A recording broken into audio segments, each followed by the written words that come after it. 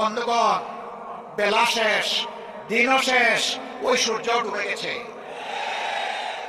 এ বাংলাদেশে এটা আর হবে না, এটা আমরা হতে দেব না ইনশাআল্লাহ। আমরা তরুণ যুবকদেরকে জিজ্ঞেস করতে চাই, যাদের বয়স 35 কিংবা তার নিচে, তিনটা নির্বাচনে ভোট দিতে পারো নাই, অর্থাৎ সারা জীবনে একটা ভোট দিতে পারো নাই। আগামীতে তোমাদের ভোট নিয়ে কেউ ছিনিমিনি খেলুক, কেউ চুরি করুক, কেউ তোমাদের ভোট হাইজ্যাক করুক, তোমরা কি তা বরদাস্ত করবে? আমরা তোমাদেরকে কথা দিচ্ছি, তোমাদের ভোটের পাহারাদারি করার জন্য আমরাও যুবক হয়ে সেদিন তোমাদের সাথে একইভাবে লড়বো ইনশাআল্লাহ। এখন থেকে আমরা সারা দেশে জনগণের ব্যাপক ভালোবাসা দেখতে পাচ্ছি।